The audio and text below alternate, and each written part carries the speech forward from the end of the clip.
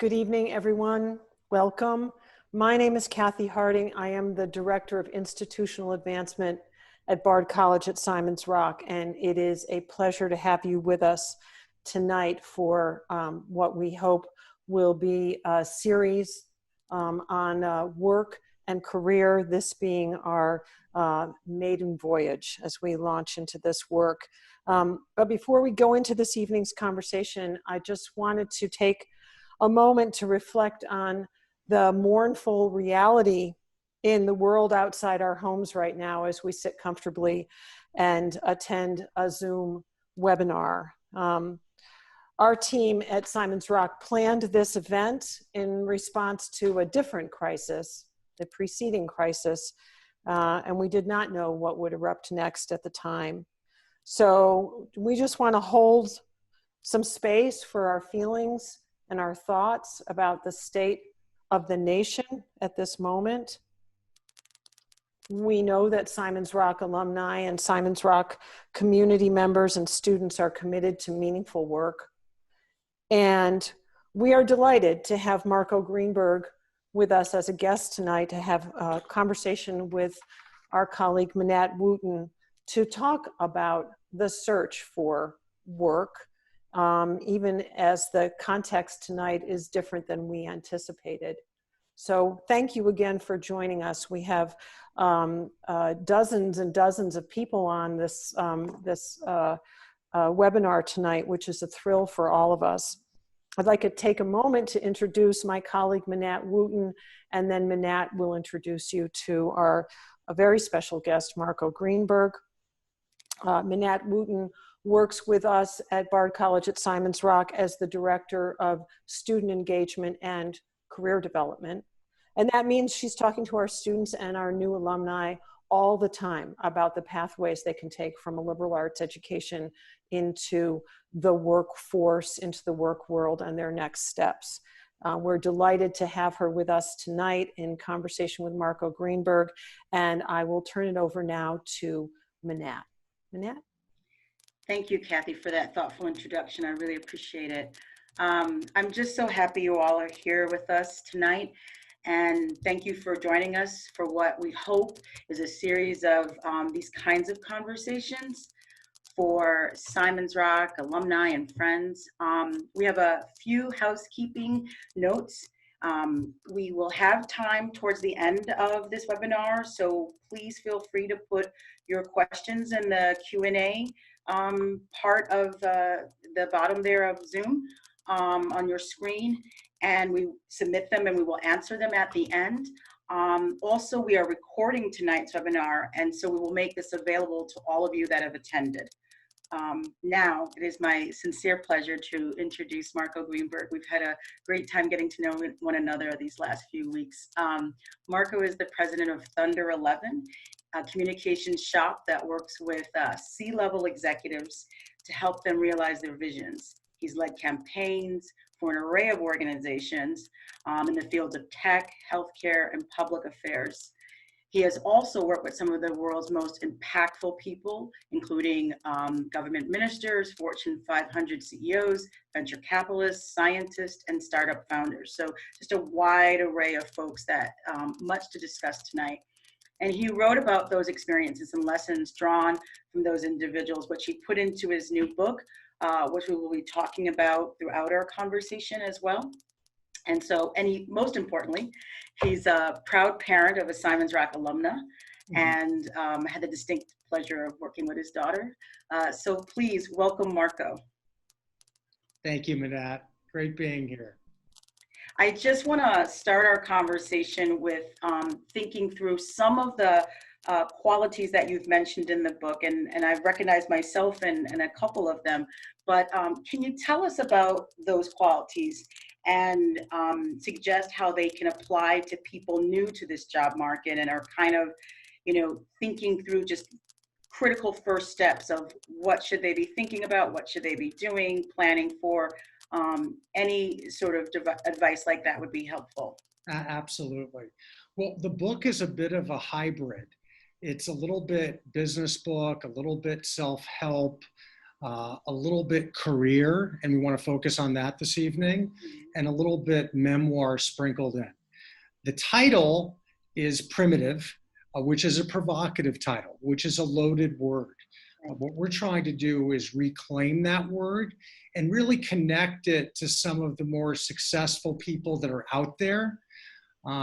You know their names, whether it's Oprah Winfrey or Ariana Huffington or Elon Musk or Mark Benioff. Right. These are people that are referred to as mavericks, rebels, free spirits, those who march to their own drummer. I think a lot of rockers can relate to that kind of sentiment. And what I found in doing over 60 interviews and conducting research and really stepping back and looking at my career and thinking, what connects some of these most successful people? And I just want to make clear, when I say success, I don't just mean monetary. For some, that's a priority, for others not. But it also means really central attributes that we're all searching for in our respective lives, which is impact, right, the sense of independence, right, and the ability to have fun. So for me, when we're looking at all those archetypes out there, am I right brain or left brain? Am I an introvert or an extrovert? Am I a morning person or I'm a night person? I'm hoping that this book can introduce in the lexicon something more profound, deeper, and going back tens of thousands of years. And that, in fact, is the subhead, which is the primal drive that powers the world's most successful people. So I think at this age, and we are at a critical juncture, obviously, and the reality that we were facing a few months ago has been turned on its head. And whether it's the global pandemic, whether it's racial injustice that Kathy referred to, whether it's staggering unemployment figures, this is a time when the civilized rule book doesn't always work. In fact, probably isn't going to work that well at all. So it's time to, in the words of an uber primitive Steve Jobs, think different. Right. And so just so that we can create a frame of reference for our audience, primal, you mean to suggest relying on your instincts, right? Correct. And correct. then, when we say primal and primitive, we mean it in the most pure, positive sense. Again, reclaiming that word for what is intuitive, what is innate, what is instinctive. There's terminology, as you well know, Manat, helping Simon Rock grads prepare for the workforce when they're told, hey, you're unconventional, you're nonconformist, you're not a traditional hire. And for me, that gets into really the heart and soul of people in the workplace. And how do we tap that while still getting along with others, quote unquote, playing nicely in the sandbox? But again, what research shows and what I found and what I want to hear from you all tonight is how, being more of a maverick can really take you to the head of the line rather than waiting in line for someone to anoint you. Right. So if I hear what you're saying, our students have the characteristics that would be most are going to be most successful in this sort of new playbook, in this new world of work as it's been turned on its head. Would you say? I would definitely agree to that for a couple reasons. One is, and obviously I'm biased. I'm a happy former parent. I live close to Simon's Rock, but the liberal arts education, and I'm not the professor here, although I've taught at NYU and Fordham and other places, is really how do we think critically? How do we think creatively? How do we write? How do we speak? How do we analyze? And I think that skill set, when you apply it to different areas and different fields, is more important now than ever. The age of just being a specialist. That, I was told when I was in graduate school at Columbia, you have to specialize. You have to focus. For whatever reason, and maybe it was part of my own primal drive, I rebelled against that. And I wanted to taste from the buffet of professional life rather than just that same course. Now, there are those people who do want to specialize, Right, and that's great, but there is a price to that today that right, perhaps there wasn't before in right. terms of expertise being outmoded, in terms of AI, machine learning. So one of the things we talk about in the book, as you know, is the power to be agnostic or more That's right. Renaissance-like, which is a valuable skill when the dynamic has changed between supply and demand in the workforce. So, so just before a person can kind of obtain all those skills and kind of show the world what they have to at least start with the first step. If you could just think through the first step that you made, your younger self made, what advice would you give your younger self, and if you would still take it? And also just thinking through what kind of, would that be the same advice that you give our newly minted graduates in terms of what's that first step look like, and how should they go about doing it? In your book, you talk about not being timid to kind of put yourself out there to find those that you would need to make connections in. There's all the sort of networks that students have that may not realize. If you could speak to that. Absolutely. Believe it or not, I started looking for one of my first professional gigs when there was not the ability to Google search. I was on something called microfilm and microfiche at Yes. the Business Library at Columbia Right. University, looking through trade articles of a company that I was already rebuffed from. HR said, we're not really interested. We're not hiring. I couldn't even get a meeting with an account executive. At the time, it was the largest PR firm in the world called Burson Marsteller. So in terms of lessons from my younger self, there's one thing that I did right, and then two things that I think if I would have known, I would have done differently. Okay. In terms of doing right, just very quickly, and I don't have to get into all the ancient details, but rather than taking the rejection at face value, I found an individual at that company who happened to be one of the co-founders, who I realized we had some professional and personal interests in common. And I sent him a letter, World War II vet, very gruff, very to the point, still kicking at 96, I might add. Wow. I sent him a cover letter that was more of a pitch letter. And I want to talk about that later because it had a flair to it and it was more whimsical with some levity. It said, "Dear Mr. Buchwald, I've been practicing public relations without a license." And I went through various internships, various past jobs that I had in almost a little bit of a quiz with him. Nevertheless, my voice was quivering when I called him up. And yes, proactive, not reactive. Proactive is the name of the game here. And I said, "I'm just asking for 10 minutes of your time."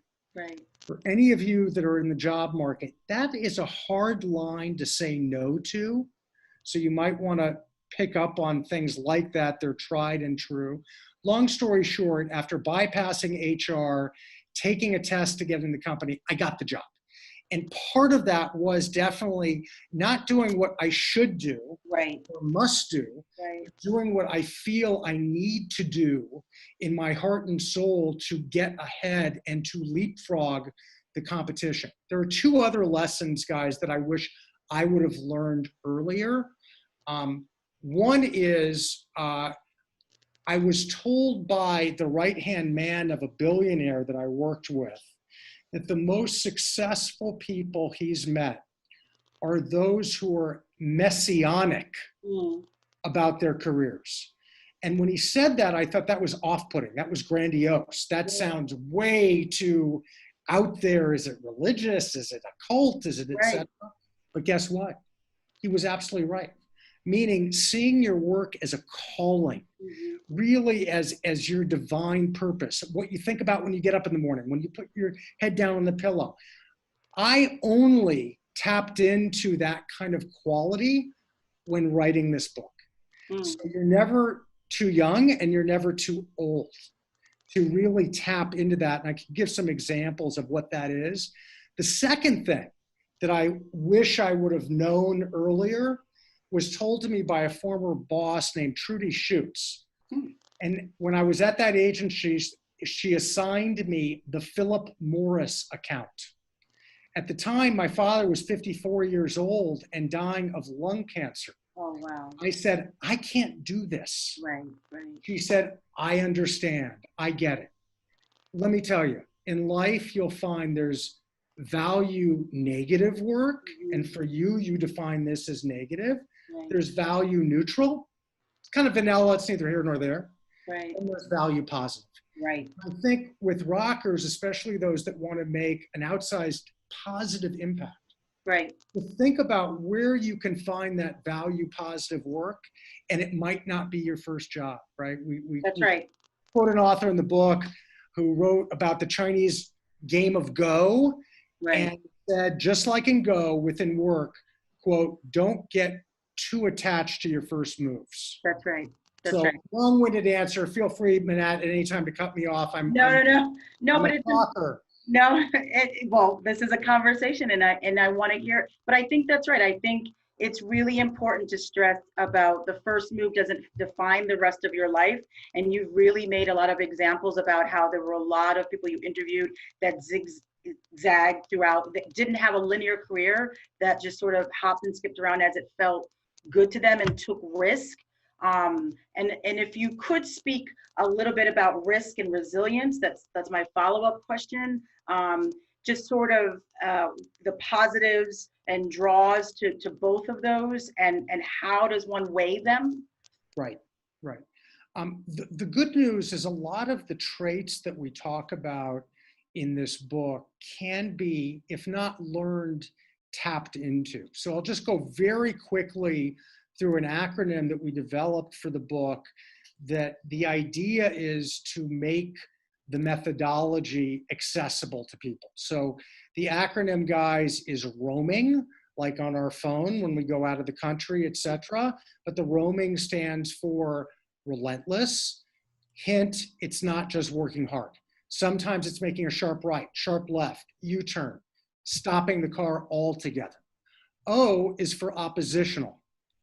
When you get out into the workforce, there's often a consensus driving pressure to be yes people. Right. Yes. Right. Disagreeing, you get labeled with so-and-so is not a team player. They're not the right cultural fit. So this is also diversity in every sense, whether it's gender, preference, race, religion, et cetera, but it's also diversity of thought. So O is oppositional. A, which Manat, you and I talked about that we relate to, is agnostic. Right. Not being wedded to one device, not being wedded to any one path or silo or job or even career. I identify as an agnostic primitive. You identify as an agnostic primitive. We talked about M, messianic. I'm going to throw one out there that's a bit counterintuitive. It's insecure. Yeah, and I identify with that too. Could you speak to that? Oh, absolutely. And this is one I've hired hundreds, if not thousands, of people. I've gotten hired and fired many times myself. I can talk more about that. Being an agency person, that's part of the dynamic.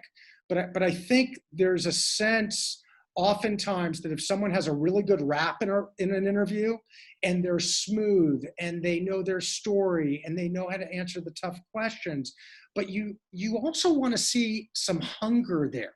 Right. You want to see a little bit of anxiety, a little bit, I don't know everything. I don't know. Right. And people are scared to say that. It's okay. It's disarming. Right. People study the imposter syndrome versus Dunning-Kruger. Right. I have a bit of the imposter syndrome. I'm not embarrassed to say it. Dunning-Kruger is the opposite. Those who think they're competent, but are actually incompetent. That's right. Yeah. So insecurity is underrated. N is for nuts. And I don't mean to disparage mental illness. We've all been surrounded by that in one way or another, family, friends, the media. We need to take this with the utmost seriousness. When I say nuts, I mean like primitive in the positive sense of being eccentric, being out there. In sports, if I can use a corny sports analogy, it's taking that risk and throwing the ball in the air when it would be safer to run the ball. Right? So it's embracing that. And I think primitives by definition are more willing to take those risks to advance their own goals while doing it ethically. Right. Chief for gallant, speaking of ethics, and that's looking out for the other guy. That's right. The other person. It's not all about me. It's about how do we pass it on. And that's a very powerful thing. And I found in my career, actually, that it's been more of the people that have more of those primitive traits than civilized traits that have done the right thing and helped me, and hopefully I've helped other people, rather than this kind of analysis paralysis, a ledger, should I really help this person? Is it in my interest? Think back to intuitively, right. People want to help other people. And Right. that's why if you guys are looking for a gig, even if someone doesn't have an opportunity, just to get 10 minutes of their advice is invaluable. It makes them feel wanted. That's right. That's right. And now just in terms of like the resiliency piece, which we know we have to build up during this time. And I would counter that I've had to use resilience throughout my whole, world of work since I graduated college till now. But it's especially acute now for what's going on. Can you speak to, how does a newly minted grad, an entry-level worker, sort of build resiliency to kind of, pump themselves up to go out and face, either low opportunity, no opportunity, rejection, all of those things, and how do they keep getting themselves out there, and what ways should they maintain themselves through this process? Well, as many people have said, you learn from the failures in your career, and I've certainly had my share. I started a web video company before YouTube. Not a smart idea, especially since I didn't really have acumen in that area. But the reason I'm mentioning is this. I interviewed a friend who was suffering from a form of Lou Gehrig's disease. And he was speaking through a tracheotomy. Right. And he looked at me and he said, want to feel sorry for yourself? Nobody's going to save you. Commit to life, upside no limit. So it's very much, resilience is about that mindset. It doesn't mean that you have to be happy all the time. That's right. Doesn't mean that you can't be down, That's right. disappointed, discouraged. That is natural. If you send out, 100 different inquiries based on an Indeed or a LinkedIn posting, and you hear crickets, how could that not hurt you? Right? One of the things about resilience, and we talked about it in the Relentless chapter, is it's okay to have a little bit of a chip on your shoulder. Right. It's okay. We're taught in business, don't take it personally. I disagree. Sometimes it is good to take it personally, but you need to learn from it and carry on. And part of what can allow you to cross the chasm is to be able to find the in within that organization so that you do what some, I have heard of my kids' generation, Generation Z, of, Dad, that's stalking. That's creepy. But you really have to infiltrate organization. Do reconnaissance. Get information. Like, I know you went to Sarah Lawrence. How long did it take me to figure out you went to Sarah Lawrence? About a second on LinkedIn, right? It's amazing that people don't do those very basic things. So again, I think you'll find yourself more successful rather than throwing out a line to Indeed and LinkedIn and wonder why no one bites. Right. AKA, I'm a fisher. I'm going fishing. Right. I'm not a hunter, but this is a time to go hunting. That's right. You have to go hunting for that opportunity in an organization, form that personal bond. Right. I can talk about it later, maybe in the Q&A. It's about doing the little things. Yeah. They matter, the eye contact, whether it's a Zoom call or in person, the thank yous, the follow-up. But it's also, guys, the big, bold things. Yeah. And you all stand out as Simon Rock alum and graduates in being in a very unique institution that conveys that bold, non-conventional spirit. Thank you. I appreciate that. Well, I think we have time for one last question before we go to our Q&A. And you went right into the hunting and fishing question, so that's perfect.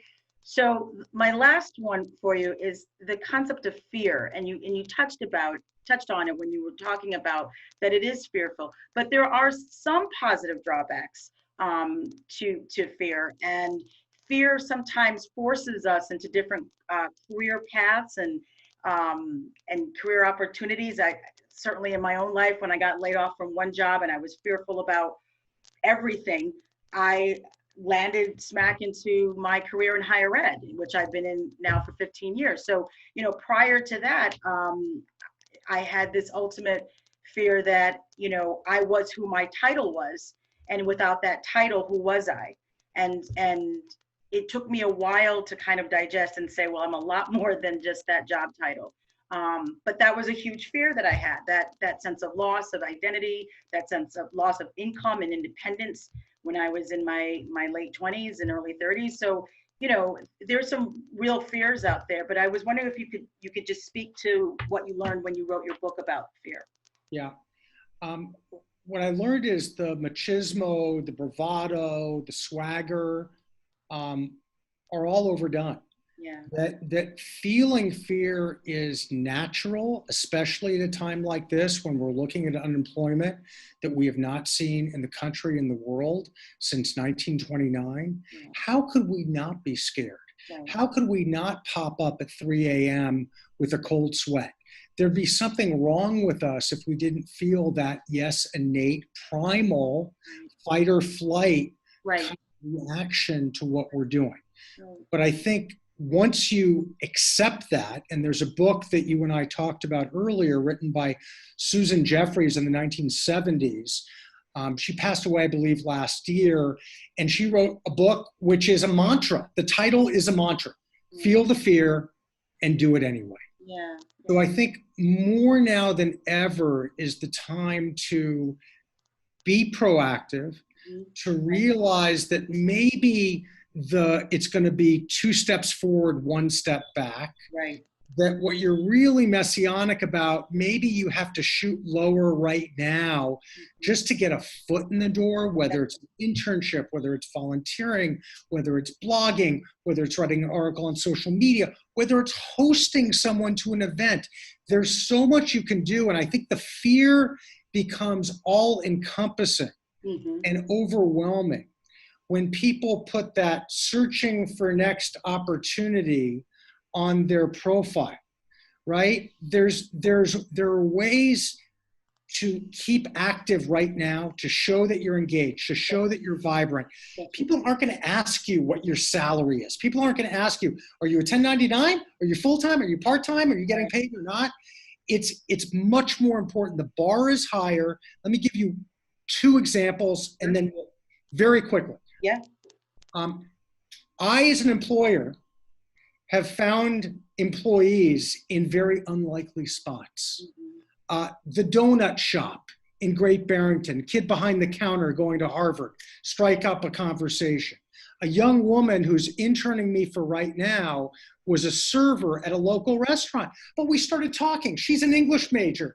She wants to get into communication. So sometimes when you think about those jobs that are beneath you, it might be just a great platform again to get in there. Right. To have that opportunity. Right. One other thought, and I kind of am a walking example of this week. I was approached by a young woman from Bennington College at the last minute looking for a summer internship. I'm not in hiring mode right now, but it was almost like the reverse of the experience that I had almost 30 years ago. Hey, we're not hiring, but I got hired. She sends me a list of specific ways that she can help me and my organization and promote my book. And they were non-obvious ideas. Wow. Guys, I had to make an offer. I just had to. Right. So, it's easy to feel sorry for ourselves, but so much of this is psychology. So much of this is mindset, more than credentials. And the background that you have at Simon's Rock really puts you, I think, in a special bucket. I agree. Thank you for that, Marco. I'm going to open our Q&A now. I'm going to answer the first one and read it out for all. Um, so this is coming from an alum who has a master's, a couple of master's degrees they write, and they're struggling to find employment right now.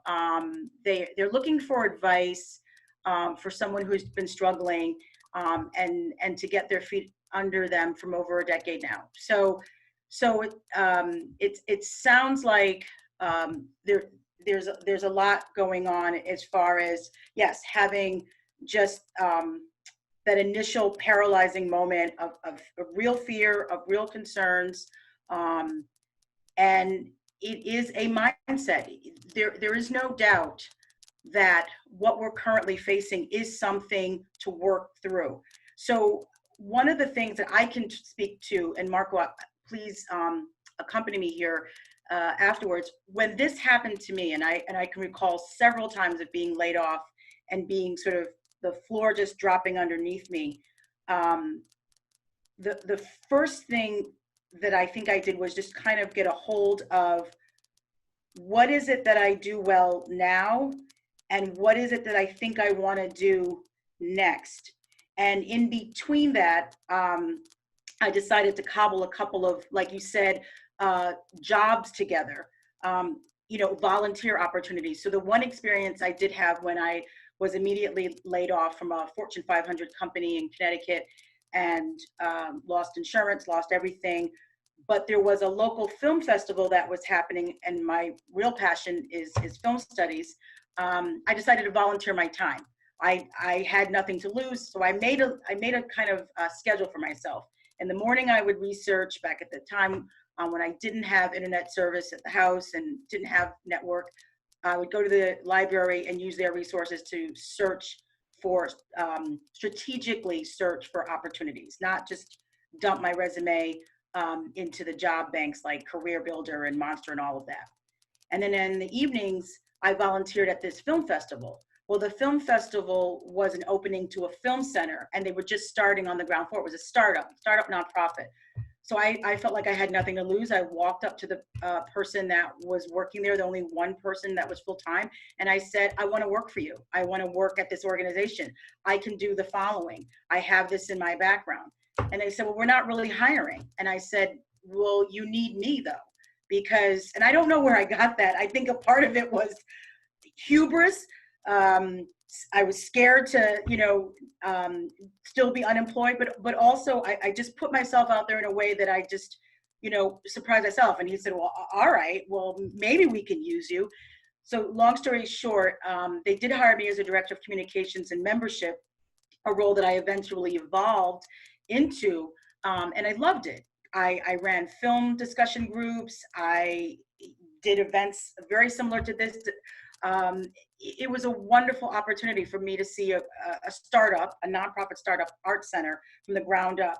I unfortunately couldn't stay with that organization, but I say unfortunately, but not really, because it landed me into higher ed in a career that I've been very happy with ever since. I love that story. And So, some adages are adages for a reason. yeah. Necessity is the mother of invention, right? So Yes. you did what you had to do. Right. You did not share your Myers-Briggs score and start thinking, well, should I do this or should I do that? You went right for it. And you practice what we're preaching in this book just instinctively. And that's the whole power of listening to our bodies and our minds and our souls and our hearts. But back to that question, look, it would be audacious of me to say, I can wave the magic wand and I have the answers. I don't have full information, but based on that thoughtful question, it seems like we're dealing with someone who is intellectually curious. Yeah. Sounds like someone who is more agnostic, has a variety of different interests. Yeah.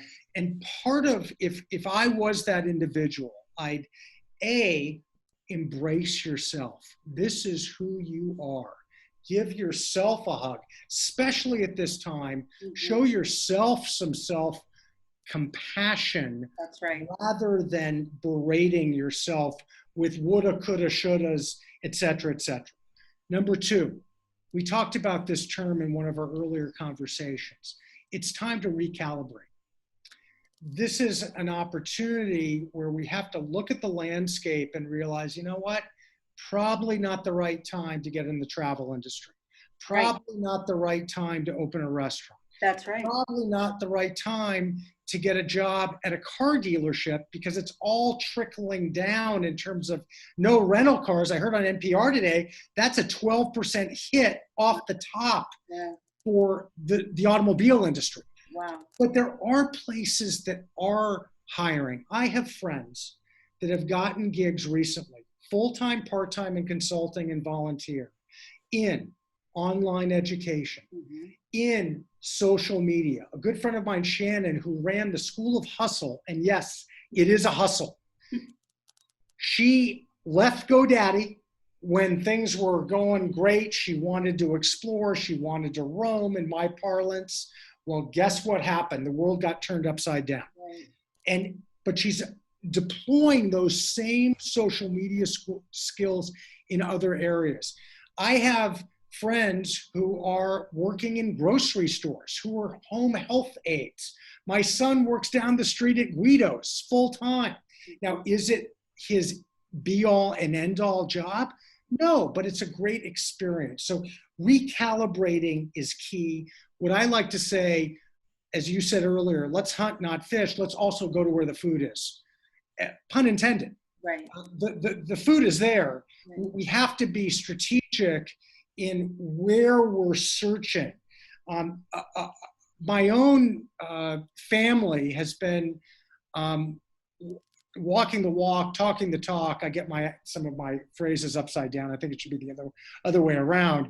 But my wife applied for a job as a certified alcohol and substance abuse counselor in Pittsfield, Mass. She got the job. Part of it was that she went to a field where there's real need, tragically. But she also, rather than just go to HR, she went right to the top of the organization. Here is how I can help you. So I hope that's a little bit helpful. It's a huge question. Food for thought at the very least. Right. So our next question is, would you approach anything differently if you were trying to get a job at a smaller company, say 50-ish people? And I don't think that there is a difference between a Fortune 500 company or a smaller company. I think the only difference for me in terms of approach is that you get to really see where you would fit in. Because if there's 50 there, then you're the 51st. What are you contributing? So in a Fortune 500 company where there's multitudes, you really have to kind of, be this generalist where they can place you and you fit into a department. But at 50, you get to really set your mark. So your outward facing application materials and anything that you send to whomever is going to be reviewing it should really speak to, my favorite HR person is Liz Ryan. She writes for Forbes. She always talks about their pain points. So yes. This small company has pain points, namely because they might need you and you need to serve them. So find the area where they're most lacking. Maybe it's in their social media, like you said, go out onto their website, comb through their communications. Where is it that you could sort of slot yourself and solve a problem day one on the job? Absolutely. That would be my advice for that question. I will be oppositional and live up to the roaming acronym, but here I'm going to agree with you and be more civilized, which is the other archetype that we didn't really get into, but for those that read the book, they can see the difference. So small companies, more important than ever to do your homework. Yes. Know who their competitors are. Know their key milestones. Yep. Know their people. As you said, Manat, know their pain points. The other is, no secret, we're at a very primal time. We're talking about safety and sustenance and security and food on the table and existential angst. Please show them that you can be more nimble, more flexible, more agile than the next candidate, that you're not looking for banker's hours. That's right. Not a 9-to-5er. You're someone that will go the extra mile. And rather than talking about that, show it. That's right. And one way to show it is not having some meaningless reference, Right. but having a true evangelist for you who refers you in. Find that common person that can say, you got to hire this person. She, he, they are awesome. And that's what you need, guys. It's not just the brands that have to market themselves. You have to market themselves, get referred into the organization.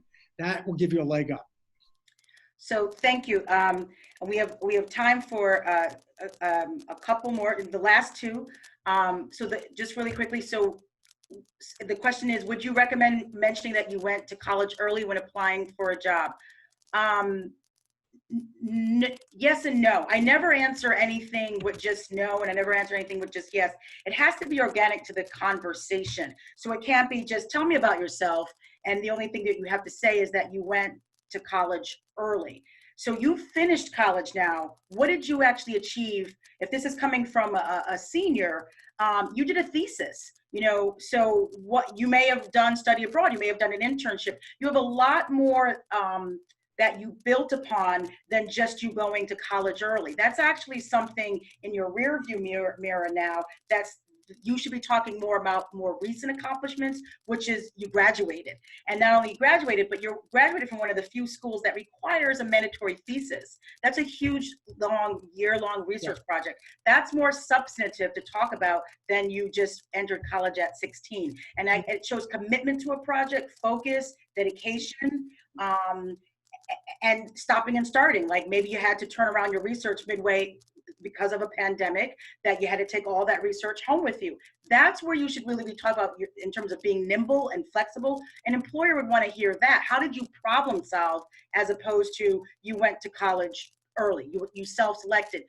That can come up in your conversations about your ability to think through being a non-traditionalist, being someone who wants to do things out of the norm. But really right now you should be talking about those huge achievements that you did upon graduating. Yeah. That's my advice. And everyone out there should take your advice because you're the professional here. I would say as an employer, net positive for me, it distinguishes you. It shows that you're a risk taker. It shows that you take the road less traveled. It's part of your narrative. So in terms of the little things matter, the big, bold things matter in terms of getting that coveted position. But I see it as part of your unique trajectory, and it makes you more memorable for me. Rather than saying, hey, here's a graduate of Syracuse, Arizona State, Cornell, and we have Simon's Rock. Tell me about that. So I would embrace it, but I think, Manat, you're right. It can't be your one-trick pony kind of story. That's right. That's all you talk about. You need to, have different. We talk in our industry about key messages. That sounds a bit contrived, but your story cannot just be one-dimensional. It needs to be multi-dimensional. Right. Good. So our last question, the person is asking, should they apply for a full-time position and an internship position at the same company? I'm going to give some advice on this. So those are two different positions. If the same hiring manager is looking at them, it could be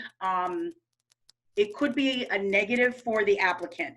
So if they're being routed to two different areas, you're really going to have to do your due diligence to have both of those application materials speak to the relevance of both of those specific positions. So the internship one is one you want to talk about how you're interested in learning what this internship could provide, the mentoring that might be given at this internship. For the full-time position, you're going to have to talk about what you can give the company. So you're going to have to pivot the voices and the narrative of the application materials, and also really distinguish yourself as far as what both are asking for. And be mindful that if they are going to the same HR person, they might be looking at them and going, I'm curious as to why this person applied to both. So you might want to rethink applying to both in one job, depending on the size of the organization, which I don't know from the question. I'm happy to talk about this with you one-on-one. Right. And here's my quick take on that. It's a bit oppositional, different alternative viewpoint, but as an employer, that would confuse me. I would, if as this individual seeking employment, I'd start with your plan A. You want that full-time gig. Right? Again, show that you're hungry, show that you're passionate, show that you want this job more than anything, right? I used to say when I got my first jobs, I think I died and went to heaven. I mean, and people, that's contagious. Your plan B, if you get turned down by plan A, is the internship. Yeah, that's a great answer. Well, I want to recognize time. We are just about at our time. This has been a wonderful conversation, Marco. I hope you enjoyed it. This has been very much so. This has been really great. I just want to give a great plug to the book. I hope everybody can see it. It's available at bookstores and anywhere where you can get it. I've been reading it, and it's really resonated with me as far as figuring out, oh, that's what I meant and what I did with my career. So thank you for your time today. And I really appreciate this conversation and your advice to our young graduates and our alumni out there that have questions. And for those of you that want to have a further follow-up question and time with me, please, my email is, I believe, in the chat. You can reach me at all times now with the availability that I have. So I'm happy to follow up and do one-on-one counseling with you on your specific questions if we didn't get to them. So thank you so much for your time tonight, everyone. Yeah, thank you, and shout out to Kathy and Rebecca. Yes. The whole team just did a great job, and yes, appreciate your interest.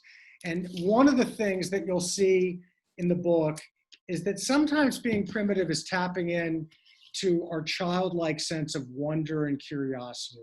Yeah. And it's a great thing that you all are either studying at, have graduated from, or the parents of rockers who really reflect that sense of wonder and that intellectual curiosity and that self-motivation. And those are attributes that are priceless. Yes. And thank you. I just want to say thank you again to Kathy and the IA team, Rebecca, Liz, Mary, Monk. Thank you all to my colleagues for this wonderful event, and hope to see and talk to you all really soon, alums. Absolutely. Thank you. Take care. Bye-bye. Bye.